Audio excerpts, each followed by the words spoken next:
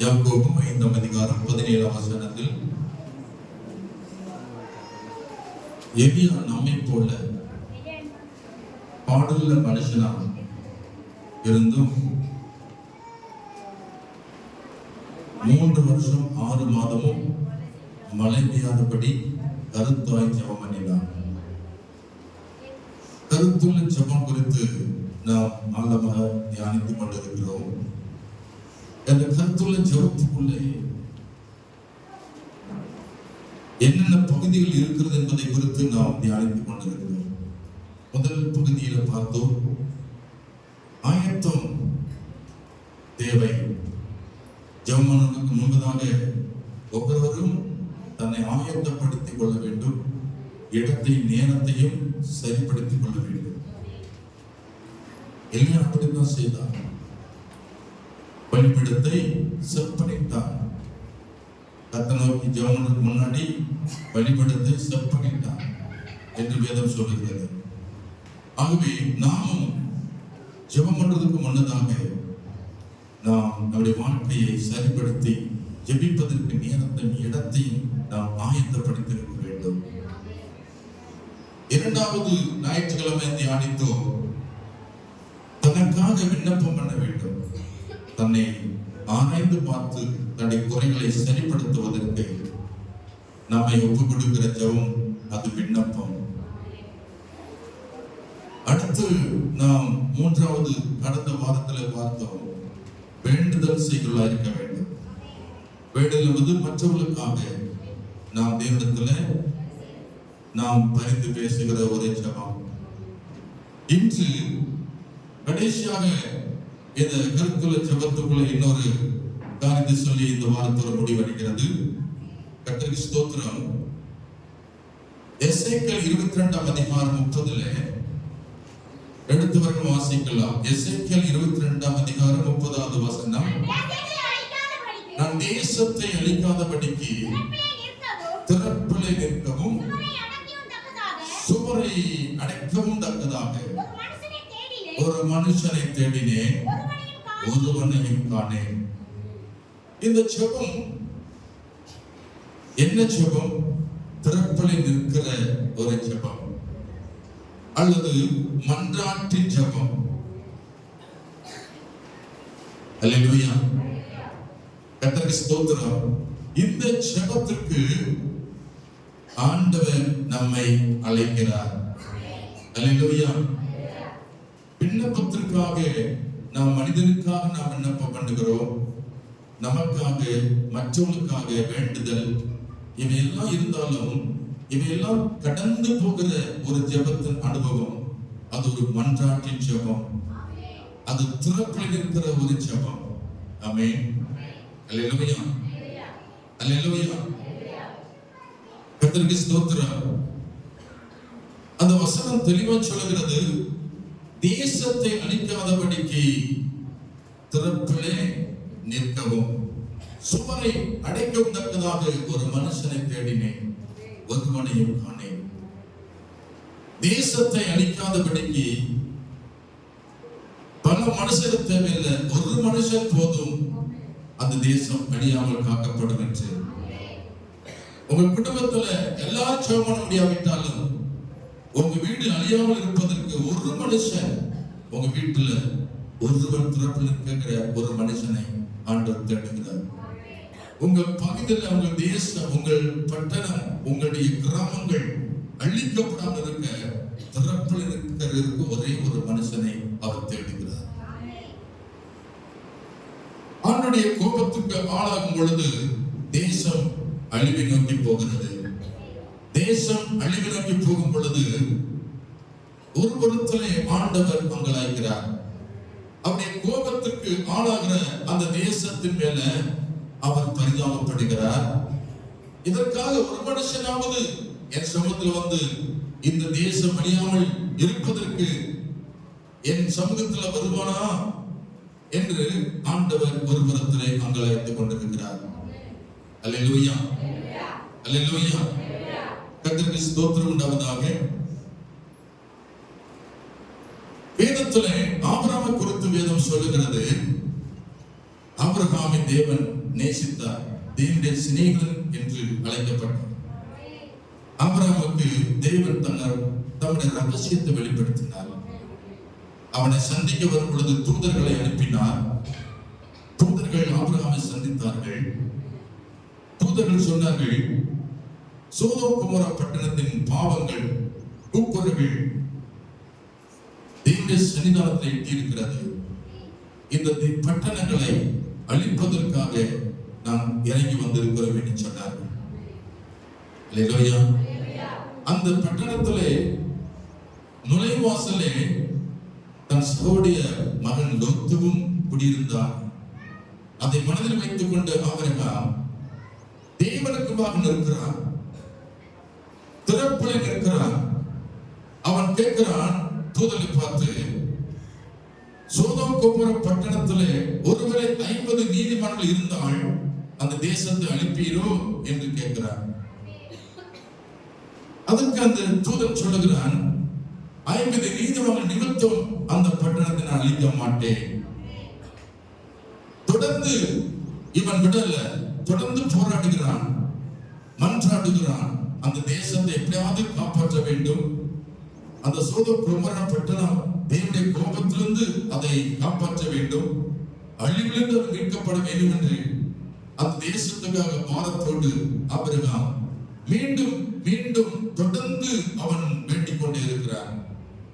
மீண்டும் கேட்கிறான், என் ஆண்டவனுக்கு கோபம் வராதிருப்பதாக, ஒருவேளை 50 நீதிமான்கள்ல 5 பேர் குறைந்திருப்பார்கள், 45 நீதிமான் இருந்தால் அனுப்பீரோ என்று கேட்டார். அதற்கு அவன் 45 நீதிமான் நிமித்தம் என்ன செய்வதில்லை, அதை அழிப்பதில்லை.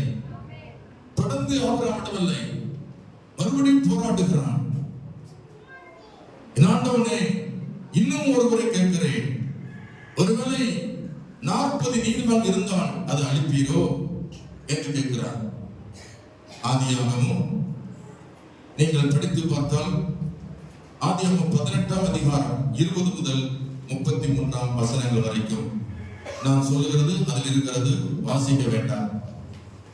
40 நீதிமான் நிமித்தம் அழிப்பீரோ என்று கேட்டதற்கு அவர் சொன்னான், தூதன் 40 நீதிமான் நிமித்தம் அழிப்பதில்லை என்று சொல்லுகிறார். அல்லேலூயா சொல்லுமா. தொடர்ந்து ஆபிரகாம் ஜெபத்தை நிறுத்தவில்லை, மீண்டும் நிற்கிறான், தேவனுக்குமாக நிற்கிறான். மறுபடியும் ஒரு விஷயம் நான் கேட்கிறேன், ஒருவேளை 10 நீதிமான்கள் குறைந்து 30 நீதிமான் இருந்தால் அழிப்பீரோ? அல்லேலூயா. அதற்கு பதில் வருது, 30 நீதிமான் அழிப்பது. அடுத்து மறுபடியும் கேட்கிறான் ஆபிரகாம், ஆண்டவரே, இன்னும் 10 குறைந்து 20 நீதிமான் இருந்தால் அதை அழிப்பீரோ?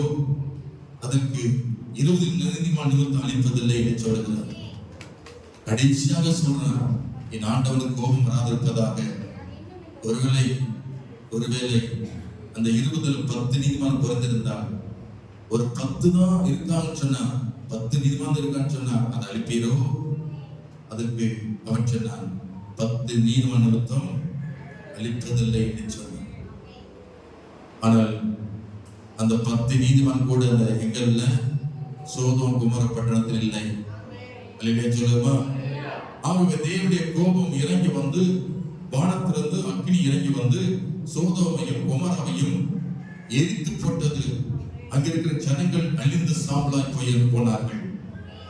ஆனால் ஆபிரகாம் தேசத்துக்காக பட்டணத்துக்காக மன்றாடினான். அது நிமித்தம் அவன் சகோதரன் மகன் லோத்துவையும் அவன் குடும்பத்தையும் தேவன் காப்பாற்றினார். அல்லேலூயா சொல்லுமா.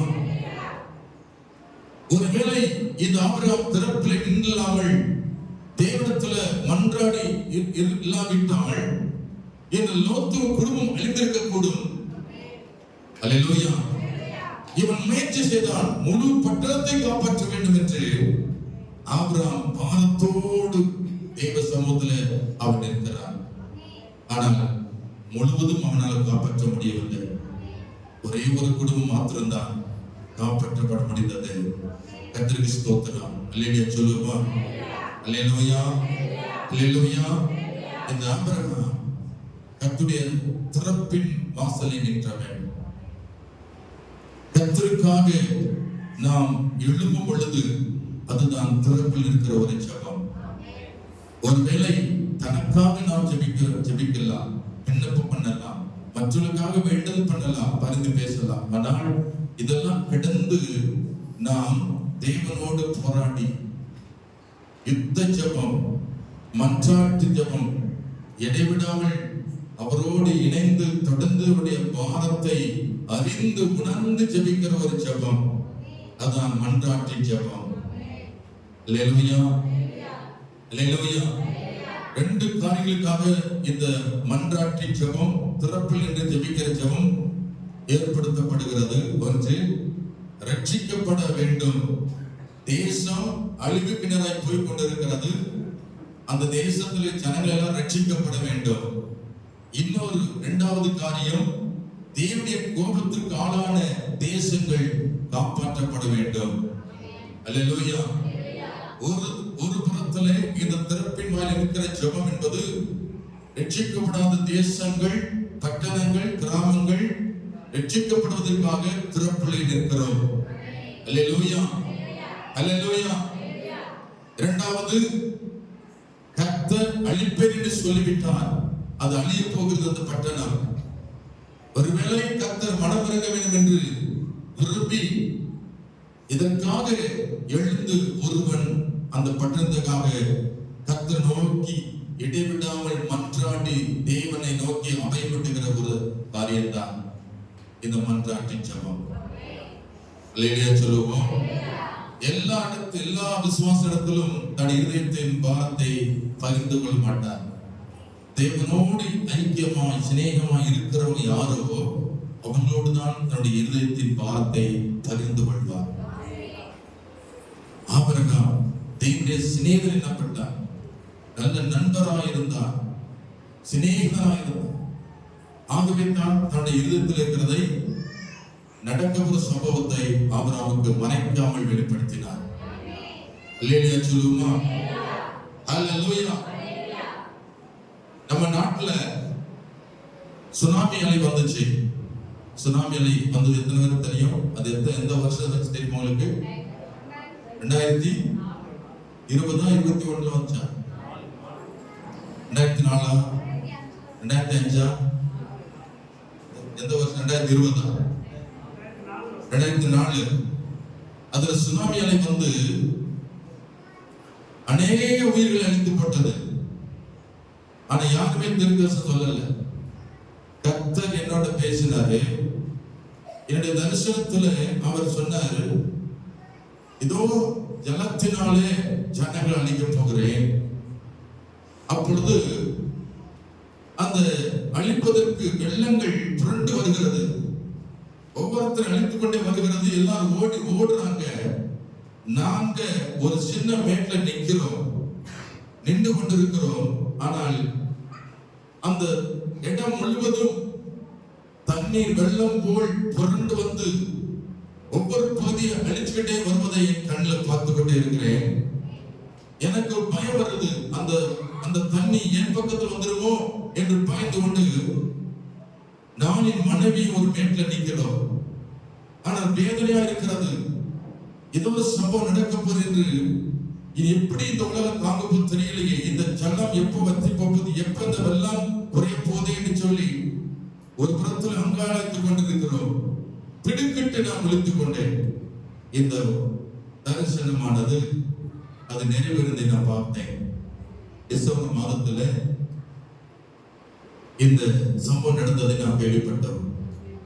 ஆயிரக்கணக்கான ஜனங்கள் இந்தோனேசியாவிலே கடல் குலுங்கி அந்த அலை நிமித்தம் நம்ம தமிழ்நாட்டுக்கும் வந்துச்சு. ஆமென். சென்னை கடற்கரை ஓரமாக இருந்தவர்கள் அநேகர் ஆயிரக்கணக்கான ஜனங்கள் மடிந்தார்கள். காரு, வீடு, சொத்து, பங்களம் எல்லாம் தண்ணியில மேந்தது பார்த்தோம். அல்லேலூயா சொல்லுமா, அல்லேலூயா. சில வேளையில தேசத்தில் நடக்கப்படுவதை கர்த்தர் தம்முடைய தாசனுக்கு, சிநேகிதனுக்கு தேவன் வெளிப்படுத்துறார். உங்க கிராமத்தில் என்ன நடக்க போது அதை ஆண்டவர் வெளிப்படுத்துவார். உன் வீட்டில் நடக்க போது என்பதை கர்த்தர் வெளிப்படுத்துவார். உன் நண்பனுக்கு நடக்க போது என்பதை கர்த்தர் வெளிப்படுத்துவார். அல்லேலூயா.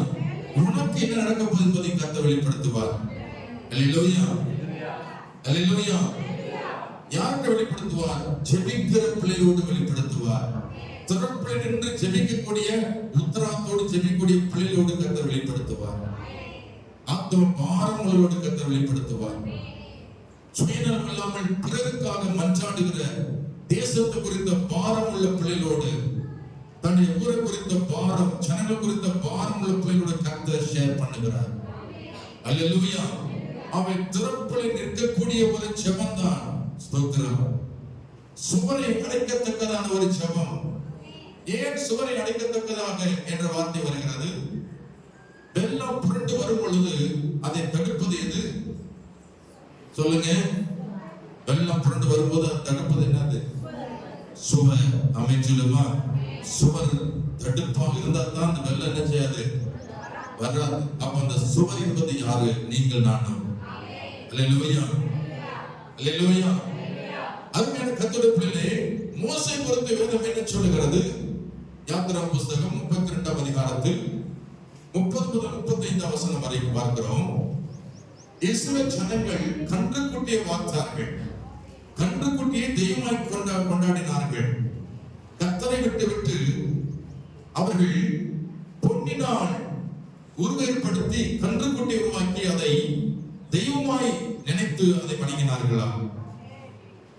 மோசே மலையிலிருந்து ஜெபம் பண்ணிட்டு இறங்கி வரும் பொழுது இவர்கள் பண்ணின பாவங்கள் கொடூரமா இருந்துச்சு.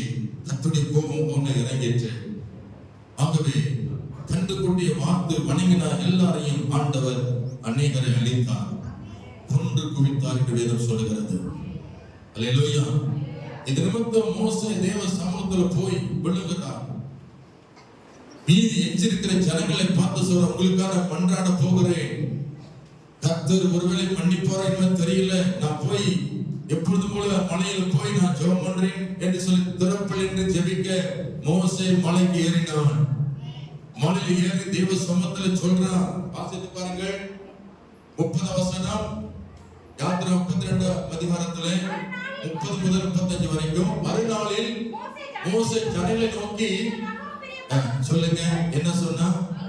ஜனங்களை பார்த்து மோசே, நீங்கள் மகா பெரிய பாவம் செய்தீர்கள், உங்களுக்காக பாவ நிவர்த்தி செய்யக்கூடுமோ என்று அறிய இப்பொழுது நான் கர்த்தருக்கு ஏறி போகிறேன் என்றார். அப்படியே மோசே கர்த்தருக்கு திரும்பி போய் இப்ப ஆண்டவரிடத்தில் தரப்பு நிற்கிறான். தரப்பு ஜெபம் பண்றான். ஐயோ, இந்த ஜனங்கள் பொன்னினால் தங்களுக்கு தெய்வங்களை உண்டாக்கி மகா பெரிய பாவம் செய்திருக்கிறார்கள் என்று திருப்பிலை மோசே கதறி அழுது ஜெபம் பண்றார். ஆகிலும் தேவரீர் அவர்கள் பாவத்தை மன்னித்தார்கள், மன்னித்தார்களும் இல்லாவிட்டால் நீ எழுதினவுடைய புஸ்தகத்திலிருந்து என் பெயரை கிறுக்கி போடும் என்றார். அர்த்தம் புரிகிறதா? அல்லேலூயா. என்ன சொல்ற? உத்தரவாதத்தோடு ஜெபம் பண்றார். ஆண்டவரே, இந்த ஜனங்களை நீர் அழிக்காமல் பாதுகாத்துக் கொள்ளுங்க, இல்ல அழிப்பேன்னு சொன்னீங்கன்னா என் பேர் என்ன செஞ்சிருங்க? என்னை கொண்டுட்டு அவங்களை கொள்ளுங்க. எப்படி அருமையான ஒரு திறப்பு நிற்கிறது. இப்படி யாராவது ஜெபம் பண்ண முடியுமா? என்னை கொண்டுட்டு அவங்களை கொள்ளுங்க. என் மாதிரி கிரிக்கு போட்டு அப்புறம் அவங்க பேரு கிரிங்க. அப்ப எவ்வளவு தூரத்துக்கு இந்த மோசே திறப்பு என்று உத்தராத்தோடு ஜெபம் பண்ற பாருங்கள. அவன் தனக்காக இல்ல, முழு இஸ்ரவேல் ஜனங்களுக்காக திறப்பில் நின்றான். இருக்கிற ஜனங்கள் அழிந்து விடக்கூடாது, இந்த ஜனங்கள் அழிந்து விடாமல் இருக்க அவன் தேவ சமூகத்துல கண்ணீரோடு ஜெபம் பண்றான். அப்பொழுது கர்த்தர் மோசே நோக்கி, எனக்கு விரோதமாய் பாவம் செய்தவன் எவனோ அவன் பேரை என் புஸ்தகத்திலிருந்து கிறுக்கி போடுவேன். யார் பாவம் செய்ய எனக்கு தெரியுமா? நீ போ, உன் பேர்ல கிறுக்க மாட்டேன், அவனுடைய கிரீடத்துக்கு அப்படி நான் செய்வேன் என்று சொல்லி கொஞ்சம் கோபம் அந்த ஜெபம் பண்ணதுனால, மன்றாடி திறப்பில் நின்றதுனால அவனுடைய கோபம் கொஞ்சம் தனியது. எல்லாத்தையும் அனுப்பின்னு சொல்லாம இப்ப யார் போஞ்சீங்க அவனை மட்டும் பார்த்துக்கிறேன்றார். சொல்லுமா? அல்லேலூயா, அல்லேலூயா. திறப்பில் நின்று ஜெபித்ததுக்கு பதில் வந்தது. ஆண்டவருடைய கோபம் தணிந்தது. ஆண்டவருக்கு மகிமை உண்டாகட்டும். அல்லேலூயா, அல்லேலூயா. நாமும் திறப்பில் நின்று ஜெபிக்கலாய் மாற வேண்டும். கர்த்தருக்கு ஏறெடுக்கிற ஒரு உண்மையான ஒரு ஜெபம், உண்மையான ஒரு மன்றாட்டு, அழிந்து ஒரு ஆத்துமாக்களுக்காக நாம் மன்றாடுகிற ஜெபம். திறப்பில் நின்று அழியாமல் இருக்க ஜனங்கள், அழிந்து பாதாள போகாமல் இருக்க அவங்களுக்காக உத்தரத்தோடு ஏறெடுக்கிறதான ஜெபம் தான் மன்றாட்டின் ஜெபம். அல்லேலூயா சொல்லுவோம். தூபம் போல் என் ஜெபங்கள் ஏற்றுக்கொள்ளும் ஐயா, தூபம் போல் என் ஜெபங்கள் ஏற்றுக்கொள்ளும் ஐயா, மாலை போல் கைகளை உயர்த்தினேன் ஐயா, கைகளை உயர்த்தினேன் ஐயா, உம்மை நோக்கி கதறுகிறேன், இறைவாய் உதவி செய்யும். உம்மை நோக்கி கதறுகிறேன், இறைவாய் உதவி செய்யும். என் குற்றங்கள் நீர் மனதில் கொண்டால் நிற்க முடியாதையா, என் குற்றங்கள் நீர் மனதில் கொண்டால் நிற்க முடியாதையா, மன்னிப்பு தருபவரே உம்மைத்தான் தேடுகிறேன், மன்னிப்பு தருபவரே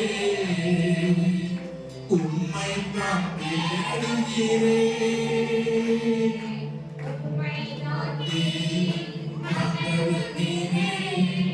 இறைவாய் உதவி செய்யும். உம்மை நோக்கி கதறுகிறேன், இறைவாய் உதவி செய்யும். அல்லேலூயா, அல்லேலூயா.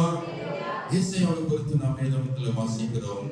ஏசாயா 6ஆம் அதிகாரம் 8ஆம் வசனத்துல, பின்பு நான் யாரை நான் அனுப்புவேன், யார் நமது காரியமாய் போவான் என்று உரைக்கிற ஆண்டுடைய சத்தத்தை கேட்டேன். அதற்கு நான், இதோ அடியேன் இருக்கிறேன், என்னை அனுப்பும் என்றேன். 2 காரியங்களுக்காக மனுஷனை தேடுறார்.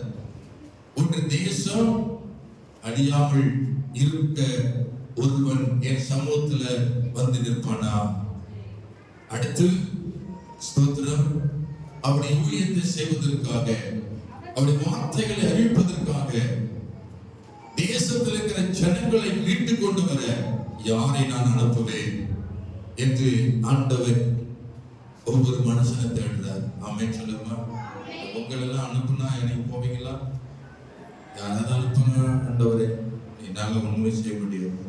மோசேயை தேவன் பேர் சொல்லி அழைச்சாரு, வாப்பா உன்னை எகிப்துக்கு அனுப்புறேன்னாரு. அதற்கு அவன் சொன்னா, வேற யாராவது அனுப்பாண்டவரே, நான் பேச தெரியாத திக்குவாய் மந்தனா உள்ளவன், வேற யாராவது திறமையா இருப்பான், அவன் அனுப்புறேன்னு சொன்னான்.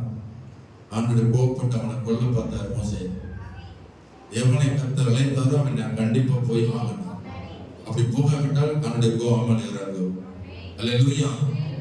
தேவன் தேசத்தின் மேல பாசமா இருக்கிறார். ஜனங்கள் ரட்சிக்கப்பட வேண்டும். அவர்களுக்கு அவருடைய வார்த்தைகளை அறிவிப்பதற்கு ஒருவனை ஆண்டவர் தேடுகிறார். உங்கள் ஊருக்குள்ள கர்த்தருடைய ஊழியத்தை செய்ய ஒருவனை ஆண்டவர் அனுப்பணும். அவர் நேரடியாக வர முடியல, மனுஷனை வச்சுதான் செய்யணும் ஊழியம். அவர் நம்ம நம்பி இருக்கிறார். யாராவது என் காரியமாய் போவானா, அது என்ன போட்டிருக்கு, யார் நமது காரியமாய் போவான், அது அவருடைய காரியம். நீ கல்யாண காரியத்துக்கு போவ, வேலை காரியத்துக்கு போவ, ஸ்தோத்திரம், ஒரு பிள்ளை காரியத்துக்கு போவ, மற்ற உணவுரிய காரியத்துக்கு போவ. ஆனால் கர்த்தருடைய காரியத்துக்கு யார் போவான், யார் நமது காரியம் போவான் என்று கர்த்தருடைய கண்கள் ஒவ்வொரு மனுஷனை தேடிக்கிட்டு இருக்கு. ஒரு மனுஷன் வேணும் எனக்கு, ஒருவனை தேடினேன், ஒருவனை தேடினேன். ஸ்தோத்திரம். அல்லேலூயா சொல்லுமா. அல்லேலூயா. அப்போ இந்த நேரத்துல அந்த சத்தத்தை கேட்டு ஏசாயா என்ன சொன்னா, இதோ அடியேன் இருக்கிறேன் ஆண்டவரே, என்னை அனுப்பும் என்று சொன்னார். ஆமென் சொல்லுங்க அல்லேலூயா. யார் இப்படி சொல்ல முடியும்? என்னை அனுப்ப மாட்டவனே, தனி மனிதனா சொல்றான், என்னை அனுப்ப மாட்டவனே, தேசத்துக்கு நான் போகிறேன், இந்த கிராமத்துக்கு நான் போகிறேன், என்னை நம்பி அனுப்ப மாட்டவரே, நான் உத்தரவாதி என்று சொல்லி கர்த்தரிடத்தில் அர்ப்பணித்தான் ஏசாயா. நீங்கள் நானும் ஒரு ஏசாயா போல ஏன் அர்ப்பணிக்க கூடாது? யாரை அனுப்பின்னு சொல்லும் போது ஆண்டவர் என்னை அனுப்ப மாட்டவரே ஏன் சொல்லக்கூடாது? அல்லேலூயா சொல்லுமா, அல்லேலூயா அல்லேலூயா. ஏசாயா நாவை தொட்டது போல எங்களின் நாவை தொட்டலையோ, ஏசாயா நாவை தொட்டது போல எங்களின் நாவை தொட்டலையோ. யாரை நான் அனுப்புவேன் என்று சொன்னீரே, யாரை நான் அனுப்புவேன் என்று சொன்னீரே, எங்களை அனுப்பும் தேசத்துக்கு, எங்களை அனுப்பும் தேசத்துக்கு. அக்கினி நெருப்பாய் வெடிப்பாரும், அபிஷேகம் தந்து அடி நடக்கும். அக்கினி நெருப்பாய் வெடிப்பாரும், அபிஷேகம் தந்து அடி நடக்கும். ஹல்லேலூயா ஹல்லேலூயா. இன்னொரு மன்றாட்டு வீரன் இருக்கிறான், அவன் பெயர் எரேமியா. எரேமியா என்பவன் கண்ணீரில் தீர்க்கதரிசி. அவன் பிறந்தது முதல் அவன் கண்ணீரோடே தெரிந்தவன். அல்லேலூயா. தேவனுக்காக தீர்க்கதரிசியாக வாழ்ந்தவன், தேவனுக்காக பாடு அனுபவித்தவன், ஜனங்களுக்காக பரிதவித்தவன், ஜனங்களுக்காக தேவ சமூகத்துல அவன் முறையிட்டவன். அல்லேலூயா சொல்லுமா, அல்லேலூயா. எரேமியா தீர்க்கதரிசி சொன்னா, இஸ்ரவேல் ஜனங்களை பார்த்து சொன்னா, நீங்கள் கர்த்தருடைய வார்த்தை கேளுங்கள், அப்பொழுது பிழைப்பீங்க, கேட்காவிட்டால் நீங்கள் ஸ்தோத்திரம் பாபிலோன் தேசத்துக்கு கைதியா கொண்டு போடுவீங்க, இந்த தேசம் அழிந்து விடும் என்று எச்சரிக்கை சொன்னார். இப்படி சொன்னவனை கல்லெறிந்து கொள்ள பார்த்தார்கள். அல்லேலூயா. அக்கிரமம் செய்தார்கள், பாவங்கள் மீதியா செய்தார்கள். எரேமியா கண்ணீரோடு சொல்லி பார்த்தான், ஆனால் அவர் கேட்பது போல தெரியவில்லை. எச்சரிக்கை பண்ணுகிறான், தண்டனை அறிவிக்கிறான், ஆனாலும் ஜனங்கள் இந்த எரேமியா சத்தத்தை கேட்கல. எதிரியாய் பார்த்தார்கள், கல்லெறிந்து கொள்ள பார்த்தார்கள். இந்த ஜனங்களுக்காக கண்ணீர் வடித்தான். அல்லேலூயா சொல்லுமா, அல்லேலூயா. கண்ணீர் தீர்க்கதரிசி அவன் சொன்ன வார்த்தைப்படி இஸ்ரவேல் ஜனங்கள் கைதியாய் கொண்டு வரப்பட்டார்கள். தேசம் திறப்புல கிடந்தது. இந்த ஜனங்கள் எல்லாரும் கைதியாக கொண்டு வரப்பட்டார்கள். மீதி இருக்கிற ஜனங்களுக்கு இவன் சொல்லிக் கொண்டு வந்தான் கர்த்தருடைய வார்த்தையை.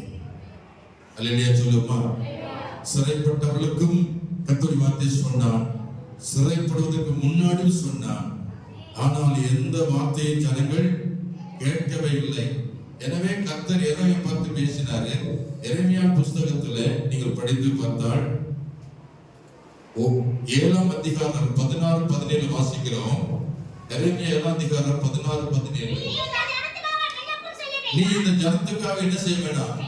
விண்ணப்பம் செய்ய வேண்டாம், அவளுக்காக மன்றாடவும் கெஞ்சவும் வேண்டாம், என்னிடத்தில் அவளுக்காக பரிந்து பேச வேண்டாம், நான் உனக்கு செவி கொடுப்பதில்லை.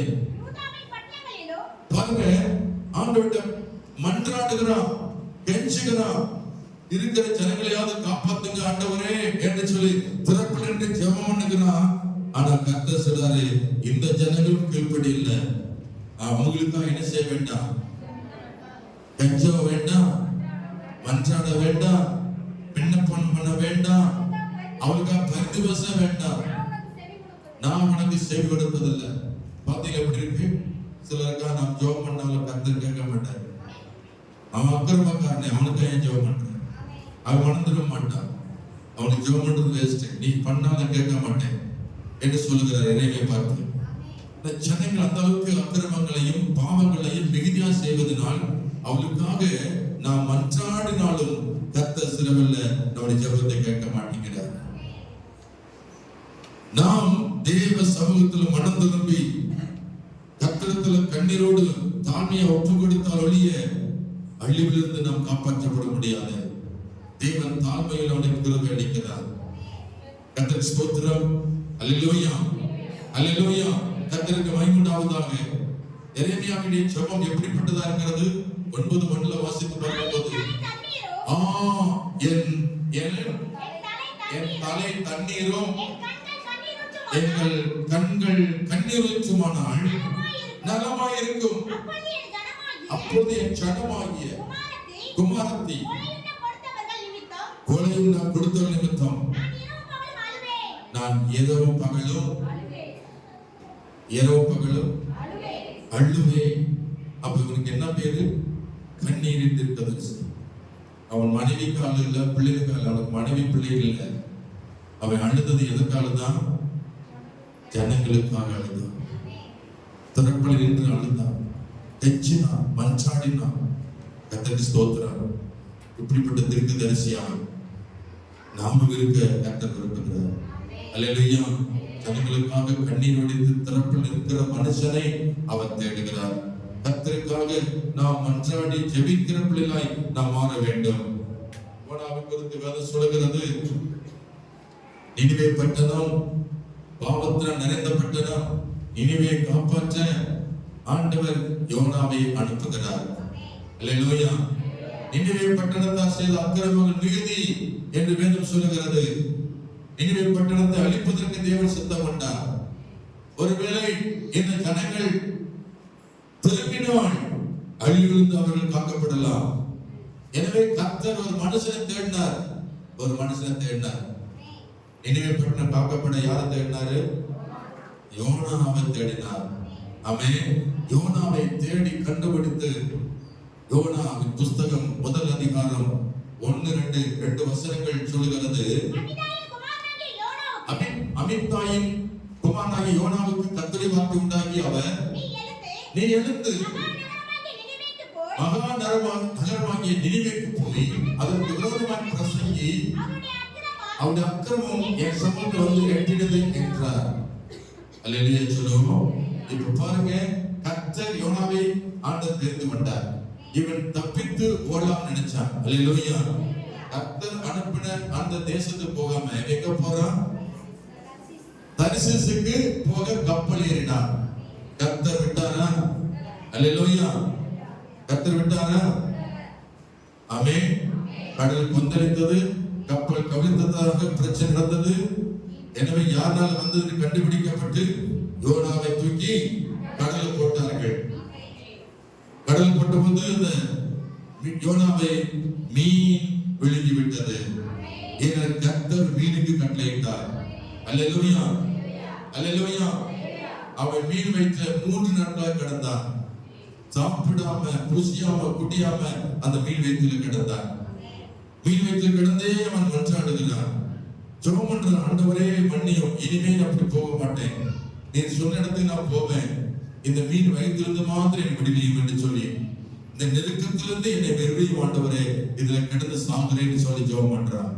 கர்த்தர் இறக்கப்பட்டு மீனுக்கு கட்டளையிட்டார். மீன் கட்டி போட்டது, கரையில போய் விழுந்தாங்க வேண்டாம். அதுக்கப்புறம் என்ன செய்தான் பாருங்கள். கர்த்தருக்கு அனுப்பினாரோ அங்க மறுபடியும் போறான். எங்க போறான்? நினிவேக்கு போகிறான். அந்த ஒரு மனுஷனை கொண்டு அந்த நினிவே பட்டணத்தை தேவன் காப்பாற்றினார். கைவித்தி அவன் சொல்லுவாங்க. அவன் நினிவேக்கு போய் என்ன சொன்னா தெரியுமா? ஒரே ஒரு வார்த்தை சொன்னா, நினிவே ஜனங்களே, நீங்கள் எல்லாரும் அழிய போயில்ல, இன்னும் 40 நாட்கள் இருக்கிறது. எத்தனை நாட்கள்? உங்களை பார்த்து 40 நாள் தான் உயிரோடு இருப்பேன். எப்படி இருக்கும்? வெடு கொடுத்தா எப்படி இருக்கும் உங்களுக்கு? நினிவே பட்டணம் அழிவதற்கு எத்தனை நாள் இருக்கா? 40 நாள் தான் இருக்கு என்று சொன்னபோது ஆண்டுடைய கோபம் இறங்கிருச்சு. அந்த நினிவே பட்டணத்தை அழிக்க போறார் ஆண்டவர். அதற்காக முடிந்த அளவுக்கு அதை காப்பாற்றுவதற்கு கர்த்தர் முயற்சி எடுக்கிறார். அவை நினிவே பட்டணம் கவிழ்க்கப்படாமல் இருக்க யோனாவை அனுப்பினார். யோனா போய் கர்த்தருடைய வார்த்தையை பிரசங்கித்தான். நினிவே ஜனங்களே, நீங்கள் அழிய போகிறீர்கள். இன்னும் 40 நாள் இருக்கிறது. அப்பொழுது நினிவேயுள்ள ஜனங்கள் தேவனை விசுவாசித்து உபவாசம் செய்யும்படி கூறினார்கள். பெரியோர் முதல் சிறியோர் மட்டும் ரெட்டுடித்துக் கொண்டார்கள். ரெட்டுன்னா சாப்பு ஒடித்துக்கிறது. நல்ல ட்ரெஸ் எல்லாம் கட்டிட்டு ரெட்டு ஒடித்துக் கொண்டார்கள். சாப்பிடாம புசியாம சின்ன பிள்ளை முதல் பெரிய வரைக்கும் ராஜா எல்லாம் சேர்ந்து உபவாசத்தை ஜெபம் பண்ணாங்க. கர்த்தர் இறங்கினார். அல்லேலூயா. கவனிச்சு பார்த்தீங்களா? ஒரே ஒரு மனுஷன் அனுப்பினார் பாருங்க. அந்த ஒரே மனுஷன் யோனாவை அனுப்பி அந்த பட்டணத்தை விடுவித்தார். அல்லேலூயா சொல்லுமா? ஒரே ஒரு மனுஷன் தான். நீங்கள் நானும் திறப்புல நிற்கிற கர்த்தருக்கு ஊழியம் செய்ய ஒரு மனுஷனுக்கு போதும். கர்த்தர் தேசத்தை காப்பாற்றுவார். திறப்பில் நிற்கிற ஒரு ஜெபம் ஒரு வல்லமையான ஜெபம். ஆமென் சொல்லுமா? அல்லேலூயா, அல்லேலூயா, அல்லேலூயா. யோனா 3 அதிகாரம் 1 முதல் 4 வரைக்கும் சொல்லப்பட்ட வார்த்தை நாம் படிச்சு பார்த்தோம். யோனா 3 அதிகாரம் 1 முதல் 4 வரைக்கும் சொல்லப்பட்டிருக்கிறது. நீங்க வீட்டுல உட்கார்ந்து படிச்சு பாருங்க. கர்த்தருக்கு ஸ்தோத்திரம். ஆண்டவர் யோனாவை கொண்டு அந்த நினிவேவை காப்பாற்றினார். அல்லேலூயா. ஆண்டவருடைய சமூகத்துல அவர் தேடுகிற மனிதன் நீங்கள் நானா இருக்கணும். உலகத்துல 1000 ஜனங்கள் இருந்தாலும் அதுல ஒரு மனுஷன் அவர் தேடுறார். ஒரு குடும்பத்துல 10 பேர் இருந்தாலும் அதுல ஒரு மனுஷன் அவர் தேடுறார். எதுக்காக? திறப்பில் நின்று ஜெபிக்க கர்த்தரை தேடுகிறார். ஒருவனாவது எழும்பணும், ஒருவனாவது வரணும், ஒருவனாவது என்று கர்த்தரை அழைக்கிறார். பிரியமானவர்களே, எசேக்கியேல் குறித்து வேதம் சொல்லுகிறது. எசேக்கியேல் 22:30 வாசித்தோம். திறப்பில் நிற்க சுவரை அடையத்தக்கதாக ஒருவனை தேடினேன், ஒருவனை காணேன். இவன் தேவ சமூகத்தில் எசேக்கியா நல்ல எசேக்கியேல் என்கிற தீர்க்கதரிசி தேவ சமூகத்தில் திறப்பிலிட்டு ஜெபம் பண்றான். தேசம் அழிந்து விட்டது, எஞ்சிய ஜனங்களை யாவது காப்பாற்றும் ஆண்டவரே. எருசலேம் நகரம் அழிந்து விட்டது. இனி ஒரு சிலர் தான் இருக்கிறாங்க அந்த எருசலேமில். அவர்களாவது காப்பாற்றும் என்று சொல்லி திறப்பில் நிற்கிறான் எசேக்கியா. அல்லேலூயா சொல்லுமா? அல்லேலூயா, அல்லேலூயா. ஆண்டவருக்கு மகிமை உண்டாவதாக. ஸ்தோத்திரம். அபிஷேகநாதா அனமூட்டும் தேவா ஆருணி அன்பரே. அபிஷேகநாதா அனமூட்டும் தேவா ஆருணி அன்பரே. அபிஷேகநாதா அனமூட்டும் தேவா ஆருணி அன்பரே.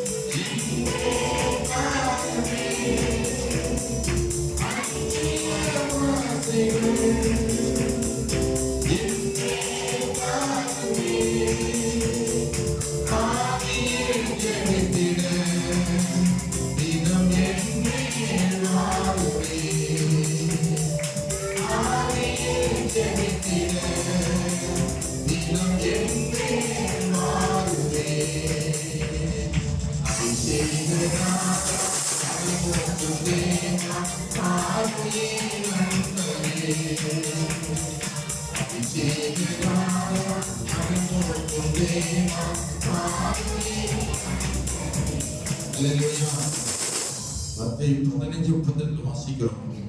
இயேசு ஜனங்களுக்காக பரிதவிக்கிறார்.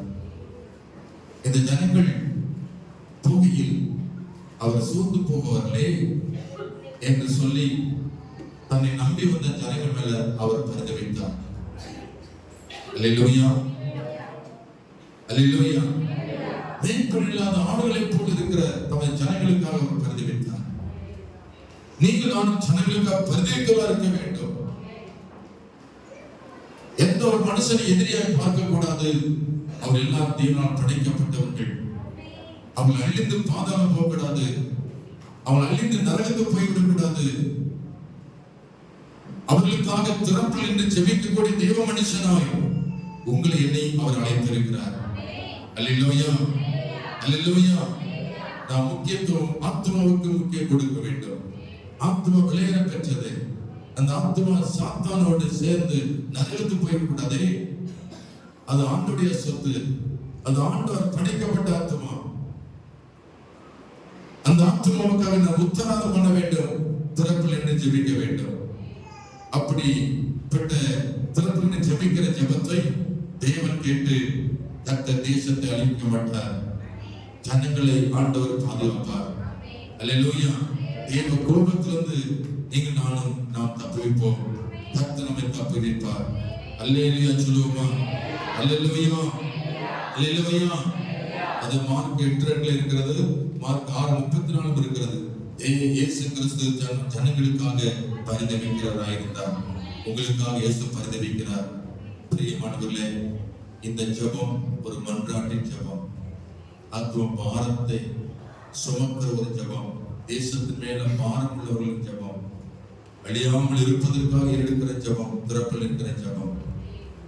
அல்லேலூயா. இயேசு கிறிஸ்துவை அறிவிப்பதற்காக தேசத்துக்காக நாம் ஓடி அவருடைய வார்த்தையை அறிவிக்கிற ஒரு ஜெபம். ஜனங்களுக்காக பரிதவிக்கிற ஒரு ஜெபம். நாம் திறப்பில் நின்று ஒரு மனுஷன் அழிந்து விடக்கூடாது ஆண்டவரே என்று சொல்லி நாம் தேவ சமூகத்தில் மன்றாட்டி ஜெபத்தை எடுக்க கர்த்தர் நமக்கு கருவை செய்வாராக. இது உங்களை குறிக்காது, மக்களை குறிக்காது, முழு தேசத்தை, உலகத்தில் எல்லாரையும் குறிக்கும். எல்லா ஆத்மாக்களுக்கு மன்றாடுகிற ஒரு தேவ மனிதனாய் நாம் மாற வேண்டும். கை வைத்து அமைச்சோம். அல்லேலூயா, அல்லேலூயா, அல்லேலூயா. இந்திய தேசத்துக்காக அநேக மிஷனரிகள் மன்றாடி இருக்கிறார்கள். திறப்பில் என்று ஜெபம் இருக்கிறார்கள். இந்த தேசம் அழிந்து விடக்கூடாது, இந்தியா அழிந்து விடக்கூடாதுன்னு சொல்லி இந்திய தேசத்துக்காக ஜெபித்தவர்கள் அநேக மிஷனரிகள் இன்னைக்கு அவர் மறித்திருக்கிறார்கள். அல்லேலூயா, அல்லேலூயா. இயேசுவோடு கூட இருந்த 12 சீசர்கள் ஒருவனாகிய தோமாவை குறித்து தேவன் சொல்லுகிறார். அவன் இந்தியா தேசத்துக்கு வந்து அவன் ரத்த சாட்சியை மறைத்தான். அவன் தேசம் அழிந்து விடாமல் இருக்க அவனும் தன்னுடைய ஜீவனை தேசத்துக்கு கொடுத்திருக்கிறான். தோமாவை குறித்து நாம் ஒருபோதும் மறந்துவிட முடியாது. அவர்கள் அநேக கர்த்தருடைய பிள்ளைகள், அநேக மிஷனரிகள், அநேக பரிசுத்தவான்கள் திறப்பில் இருந்து ஜெபம் பண்ணனால்தான் இன்னைக்கு தேசம் காக்கப்பட்டிருக்கிறது. இல்லையா சொல்லுமா? நம்முடைய வாழ்க்கை காக்கப்பட்டு நாம் இயேசுவை ஏற்றுக்கொண்டோம், நாம் ரட்சிக்கப்பட்டிருக்கிறோம், நாம் நடத்திருக்கிறோம். காரணம் என்ன? நமக்காக இந்த தேசத்துக்காக ஜெபித்ததனால வந்த விளைவுதான். நமக்காக திறப்பில் இருந்து ஜெபித்ததனால்தான் நாம் அழிந்து போகாமல் நாம் ஜீவனோடு இருக்கிறோம். அல்லேலூயா, அல்லேலூயா. கர்த்தருக்கு ஸ்தோத்திரம். எல்லாரும் கண்களை மூடி ஆண்டவரே, நாம் திறப்பில் இருக்கிற மன்றாடுகிற ஒரு தேவ பிள்ளையை மாற்றுங்கப்பா. கருத்துள்ள ஒரு ஜெபம். ஆமென், ஸ்தோத்திரம். அல்லேலூயா. கருத்தாய் ஜெபிக்கிற ஒரு ஜெபம். ஆமென், ஸ்தோத்திரம். உங்களை கொண்டு, ஒரு மனுஷனை கொண்டுதான் கர்த்தர் தேசத்தை அசைப்பார். ஒரு மனுஷனுடைய ஜெபம் கேட்டு ஒரு பட்டணத்தை அழிக்காமல் இருப்பார். ஒரு எலியாதான் கர்த்தர் அற்புதம் நடந்தது, அற்புதம் செய்தார். ஆமென், அல்லேலூயா. எலியாவின் ஜெபத்துக்கு பதில் வந்தது. அல்லேலூயா. எல்லாம் ஜெபம் பண்ணுவோம். ஆண்டவரே, உமக்காக வைராக்கி கொள்வேன் சொல்லுங்க. உமக்காக நான் இருப்பேன் ஆண்டவரே. எனக்காக அல்ல, ஜனங்களுக்காக உமக்காக நிற்பேன் ஆண்டவரே. நீ தேசத்து மேல பாரமாய் இருக்கிறேன், ஜனங்கள் மேல பாரமாய் இருக்கிறேன். யாருடைய காரியம் போவான் என்று தேடிக்கொண்டிருக்கிற ஒரு மனுஷனை தேடிக்கொண்டிருக்கிறவர். எந்த தேசம் அழிவுக்கு தெரியாது, எந்த ஊர், எந்த கிராமம் அழிவுக்கு தெரியாது, அப்படி கோபம் எந்த பட்டணத்தில் இருக்கிறதே தெரியாது.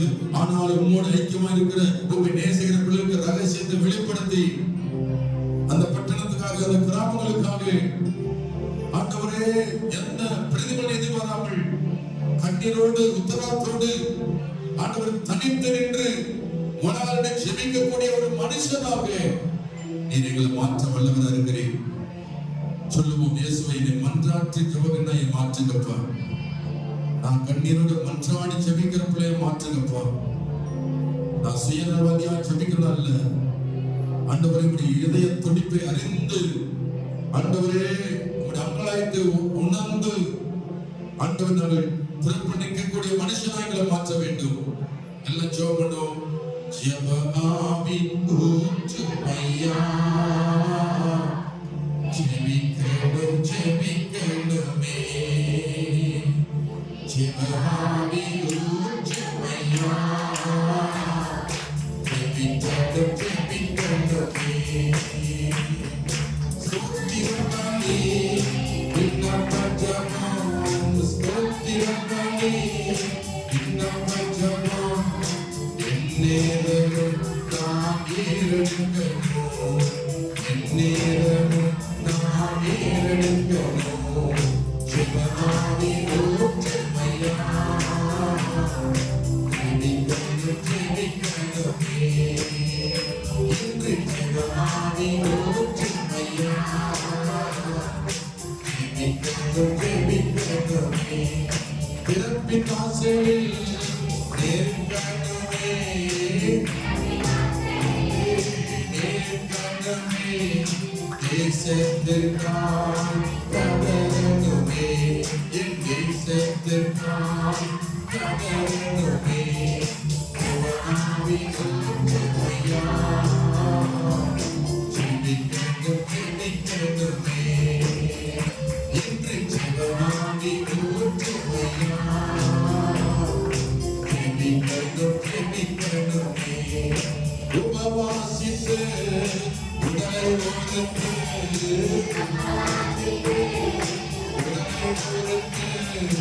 ஒவ்வொரு நாளும் நான் ஜெபிக்கணுமே ஒவ்வொரு நாளும் நான் ஜெபிக்கணுமே ஜெபமாவி ஊற்றுமையா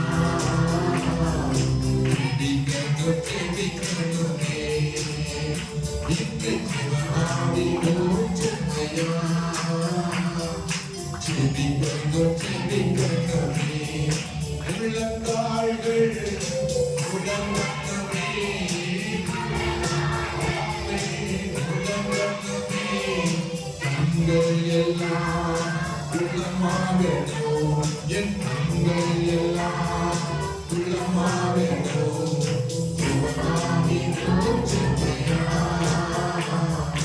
ஜெபிக்கணும் ஜெபிக்கணுமே இன்று ஜெபமாவி ஊற்றுமையா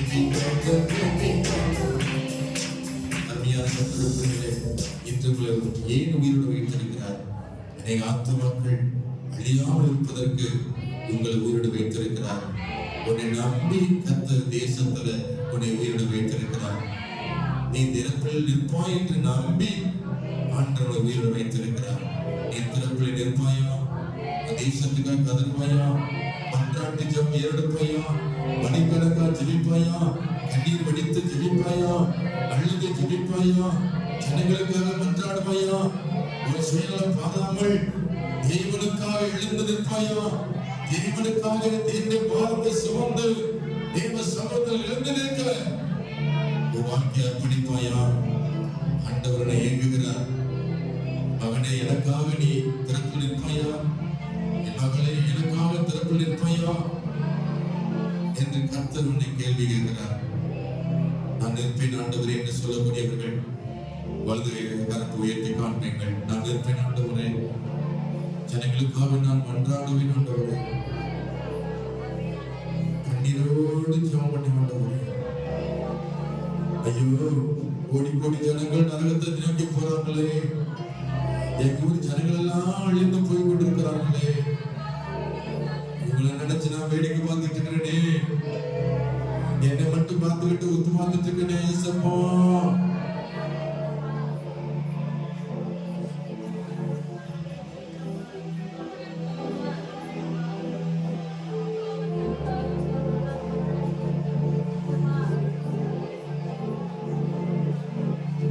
யூதகுலம் அழிய போகிறது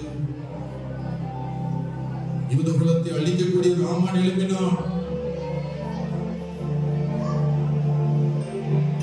தேதி குறிப்பிட்டாயிற்று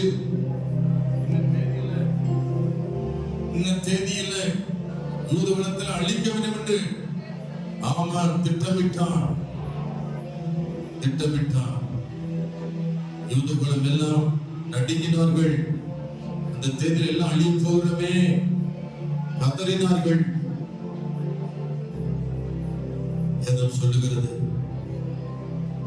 இந்த காலத்தில் மௌனமாயிருந்தால் யூதனுக்கு ரட்சிப்பு வேதத்திலிருந்து வரும் என்று சொன்னார்.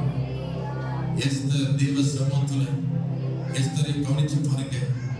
3 நாட்கள் தேசம் அழியாமல் இருக்க, தன் யூத குலம் அழியாமல் இருக்க, 3 நாட்கள் அழியும் பகலும் ஒன்று பூசியாமல் குடியாமல் இருந்தாள். மொர்தெகாய் ஒன்று பூசியாமல் குடியாமல் இருந்தாள்.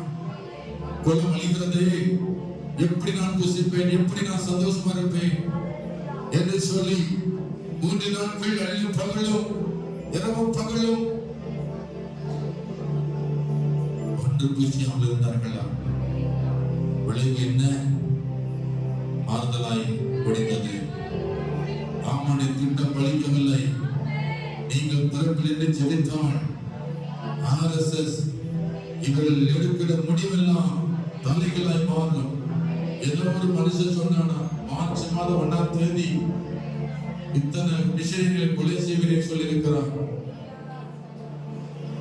தேவாலயம் எடுத்துக் கொண்டு சொல்லியிருக்கிற சவால் இருக்கிறான்.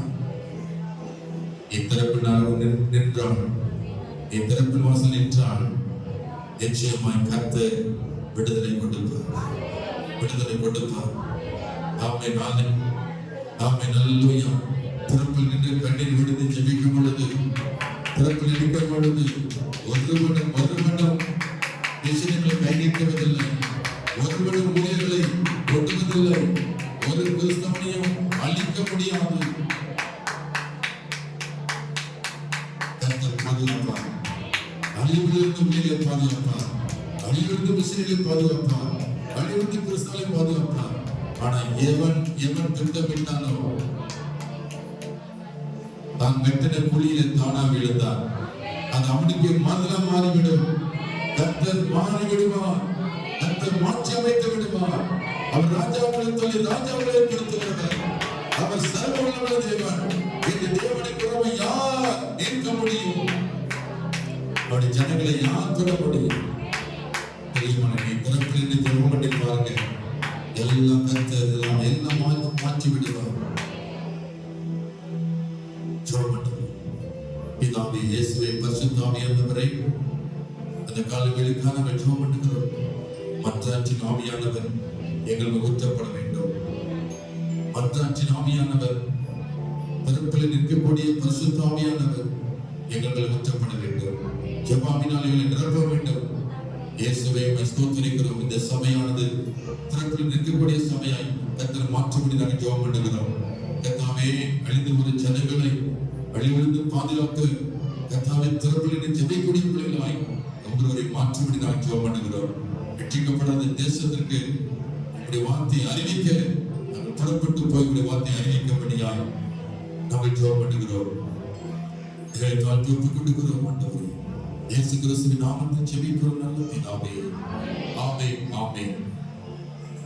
என் ஆத்துமாவே கர்த்தரை ஸ்தோத்திரி, என் முழு பரிசுத்த நாமத்தை ஸ்தோத்திரி. என் ஆத்துமாவே கர்த்தரை ஸ்தோத்திரி, கர்த்தர் செய்த சர்வ வல்லமையாலே. ஆமென். நம்முடைய கர்த்தராகிய இயேசு கிறிஸ்துவின் கிருபையும் பிதாவாகிய தேவனுடைய அன்பும் பரிசுத்த ஆவியானவருடைய ஐக்கியமும் சந்தோஷமும் சமாதானமும் நம் அனைவரோடும் கர்த்தருடைய வருகை வேண்டும் சதா